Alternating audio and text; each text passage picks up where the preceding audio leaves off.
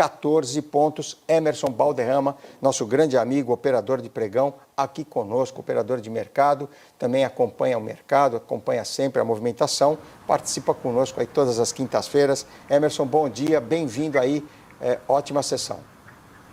Fala, Chicão, bom dia pessoal da BMC. Chico, o dia promete hoje, hein? Vai ter volatilidade, é só aguardar. Pois é, nós temos aí, como nós já falamos, o payroll daqui a pouquinho, 9h30, daqui 27 minutos, importantíssimo dado, driver para os mercados internacionais, mercado de trabalho nos Estados Unidos. Já tivemos ontem, passei agora há pouco aqui o relatório da ADP, tivemos o relatório JOLTS, semana passada, outra semana, tivemos CPI, PPI, tivemos também o PCI, que veio alto, embora nós tenhamos aí uma leitura de que tenha vindo aí dentro da média do consenso, mas é um consenso lá de 4,1%, acima de 4%, enfim. Kevin Walsh, participando do evento lá do BCE em Sintra, Portugal, não deu dicas, foi muito discreto nas colocações, mas as casas lá nos Estados Unidos, o Emerson, vão trabalhando com projeções de possíveis altas de juros, e isso vai trazendo força para o dólar dos Estados Unidos. Veja que o dólar bateu ontem aqui no mercado à vista, no spot balcão, R$ 5,21, do mercado que vinha brigando ali a 5,05, enfim, toda essa movimentação do câmbio lá fora, os juros também subiram lá fora, e aqui também a curva voltou a subir, Emerson. E a nossa bolsa caiu um pouquinho, aí 0,2, mas ainda assim está trabalhando ali perto dos 172 mil pontos.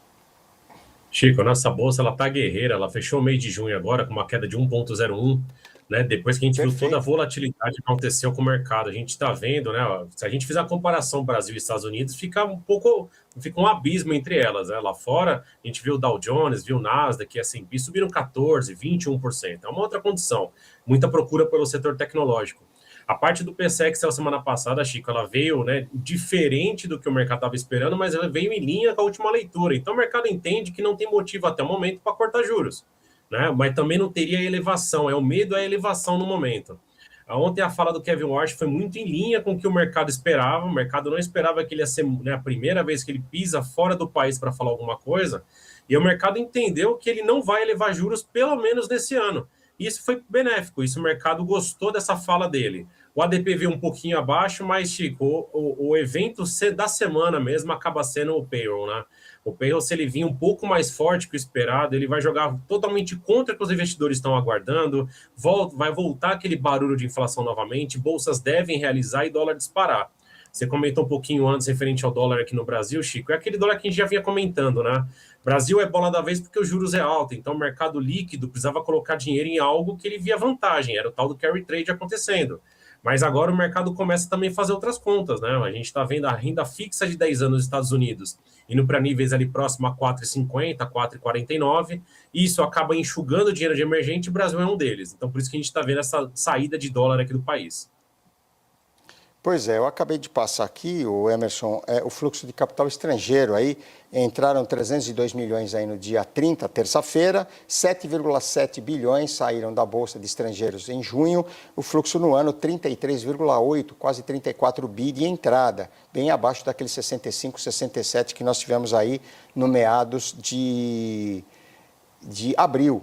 E também, claro, lógico, tudo isso veio muito por conta da queda da nossa Bolsa e problemas com petróleo que bateu $120, conflito, os problemas todos envolvendo aí o cenário político, o cenário interno e, claro, agora as expectativas que ficam, porque nós temos aí esse período ainda desse comecinho de semestre e depois, com certeza, após principalmente o evento da Copa do Mundo, que ainda atrai aí muitas atenções de todos aqui, não só em relação aí ao Brasil, mas aos outros jogos.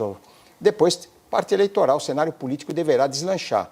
E isso que vem trazendo aí, ontem tivemos pesquisas, a Atlas, a Bloomberg, enfim, mantendo aí ainda o atual presidente com um cenário favorável, Emerson.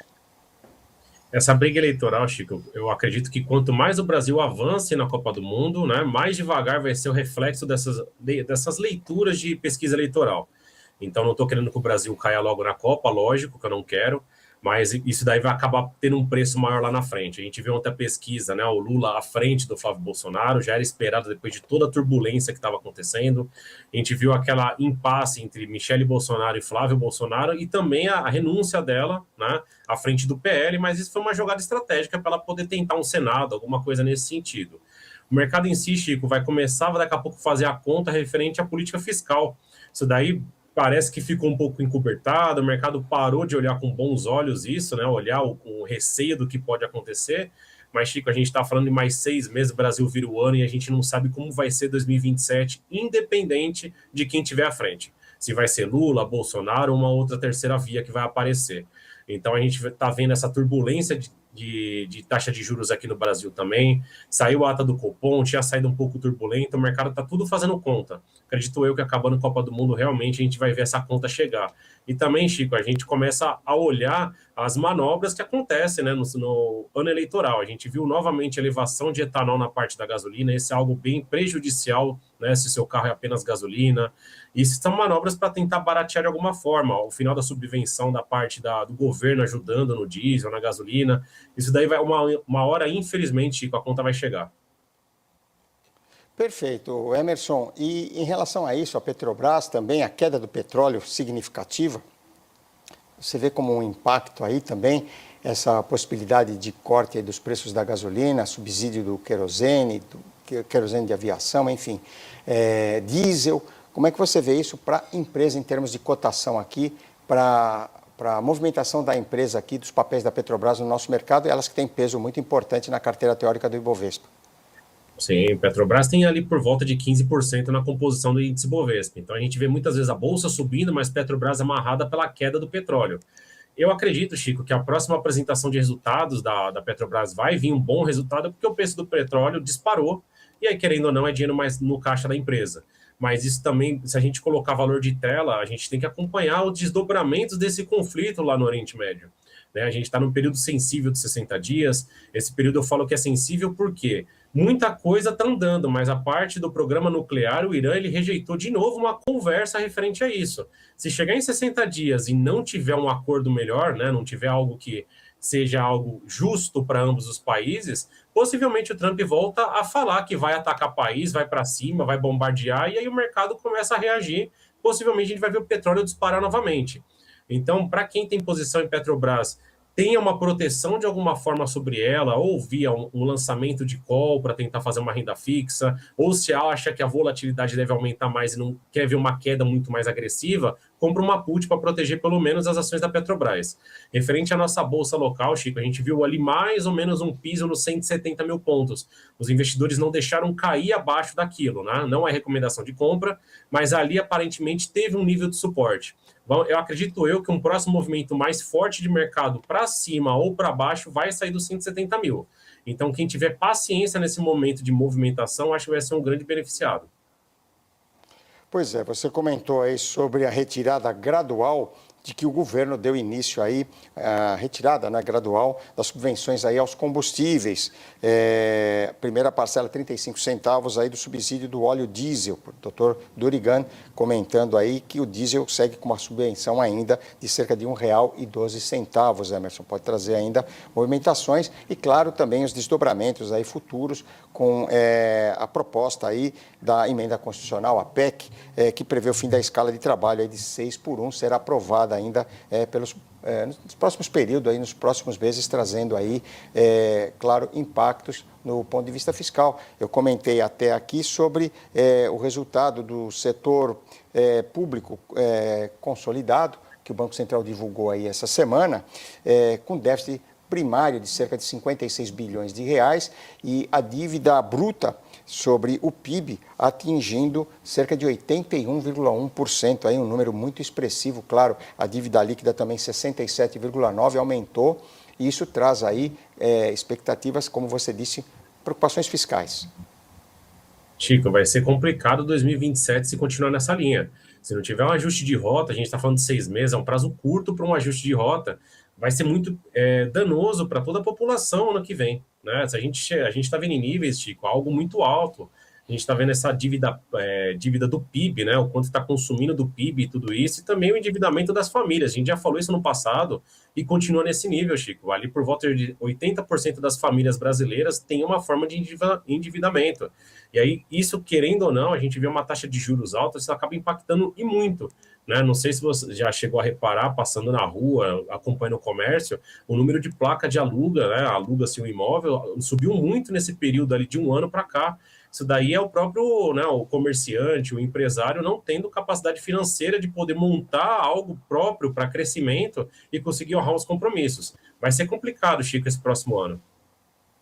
É verdade, você citou aí, realmente tem muitas pequenas empresas, pequenos comércios e atividades que estão aí paralisadas, ou pelo menos em ritmo mais lento nesses últimos períodos, muito em função aí das dívidas das famílias, contenção de gastos, aumento dos preços também, enfim, essa informação, essa movimentação mais informal das famílias aí, em termos de gastos do dia a dia. O Emerson, fala um pouquinho agora também, você falou de Petro, falamos um pouquinho da nossa bolsa, dessa amplitude de negociações aí do nosso mercado à vista, mercado futuro, câmbio, dólar subiu muito, bateu aí 5,21 na sessão de ontem, mercado à vista, está trabalhando aqui no futuro ali a 5,23, 5,24. Em relação à Vale, você acompanha também o papel de Vale, a Vale andou oscilando bastante, é o sabor aí também do movimento aqui do nosso mercado e, claro, também a cotação do minério de ferro. Aliás, o minério de ferro que hoje subiu 0,48% na China, fechou a 740 yuanes a tonelada métrica, o que convertido lá em dólares americanos, 109 dólares. Já em Singapura, o contrato mais líquido, já passei para vocês aqui, é o agosto, quem opera o minério, quem acompanha o minério lá em Singapura na sua plataforma, tire o mês de julho e coloquem o agosto, ele subiu 0,84% a 98 dólares e 35 a tonelada, 48 de alta na China e 0,84, a inversão aí, hein? Quem gosta de números invertidos, 0,84% de alta em Singapura, Emerson. Vale, como é que está aí? Você tem acompanhado o papel de Vale também?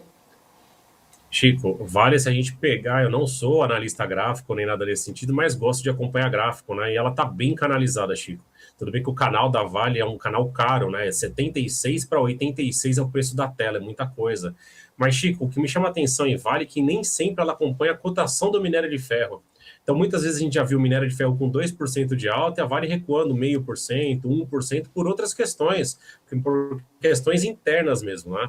Então, assim, nem sempre a Vale ela não segue a mesma commodity como a Petrobras está seguindo. A Petrobras, na parte do petróleo, está muito mais agressiva. Quem acaba sendo uma terceira via interessante para dar uma leve tendência no mercado, algo assim, é o índice financeiro com os bancos.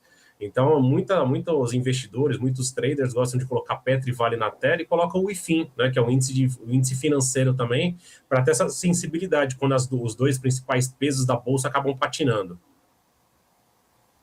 Perfeito. Emerson, mais algum papel, mais alguma ação, cenário que você gostaria de trazer? Você que acompanha, além de Petro, Vale, Índice Bovespa, mercado de câmbio e juros, também acompanha, tem uma carteira de ações aí, você gostaria de trazer mais algum papel, alguma ação, algum derivativo que você, Bitcoin, enfim, Bitcoin andou caindo bastante, chegou abaixo dos 60 mil dólares ali, bateu 58, 59 mil, e hoje ele está operando na casa dos 61 mil, 61.200. Informação, repito, é apenas ilustrativa para vocês, figurativa, na casa dos 61, 61.200, ele está subindo quase 5%, é 4,7%, 4,8% em relação aí ao seu fechamento, Emerson. Chico, ontem esse é um relatório do Citigroup, achei interessante ele, que ele mudou o target de 102 mil dólares para 82, né, vendo a tal da a valorização que poderia chegar à criptomoeda, mas no pior cenário, 53 mil dólares. A gente está falando que o Bitcoin está trabalhando ali por volta de 60 mil, hoje está um pouco acima disso. E eu li um outro analista mais pessimista falando que é 40 mil dólares. Se a gente pegar do pico 120 para 40, a gente vê o tamanho do tombo que pode acontecer, né? Então, o mercado em si, a gente viu um tempo atrás a Binance deixando de operar lá na União Europeia por não conseguir uma licença para poder operar. Então, tem muitos obstáculos às criptomoedas ainda. Uma coisa que me chamou a atenção foi lá na China, Chico, uma empresa de energia renovável, ela abriu capital, subiu quase 200% na abertura, né?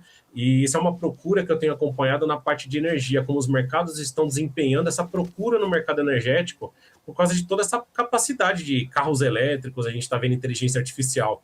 E uma curiosidade que eu acabei também descobrindo na China é que as bolsas lá, perdão, as ações na bolsa, elas podem subir até 10%. E eles só liberam essa exceção dessas amplitudes maiores nos 5 primeiros dias de pregão.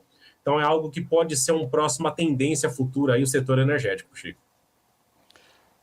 Ontem nós trouxemos aqui especialistas também no mercado de energia, falando sobre o mercado de energia livre, que está crescendo muito aqui no Brasil também, o setor que está crescendo, andando bastante com regularização aí também por parte dos órgãos competentes, e ontem o Premarket já se antecipando aqui, já temos trazido participantes importantes aí para elucidar também, trazer esclarecimentos sobre esse mercado de energia livre, como funciona, os riscos, participações, sempre muito importante. O Emerson, muito obrigado pela sua gentileza, pela sua participação. É sempre muito bom tê-lo aqui conosco e seja sempre bem-vindo, eu já disse. Quando puder, pessoalmente, tiver um tempo, cadeira cativa aqui, presencial, vai nos ajudar bastante. Obrigado pela gentileza, ótimo dia. Seu destaque também e, claro, seu contato. Chico, eu que agradeço o convite, obrigado pessoal da BMC. Atenção às 9h30, acredito que vai trazer bastante volatilidade para os mercados, então quem gosta de operar futuros, mantenha calma até lá, faltam 12 minutos praticamente. Chico, para me encontrar nas plataformas de redes sociais, 3 minutos com o Emerson Balderrama. Obrigado pelo convite, se cuida, meu amigo, até a próxima semana. Obrigado, Emerson, esteve aqui conosco. Vamos continuar então, dar uma olhadinha no quadro aqui, o Ibovespa Futuro cai 0,19% a 170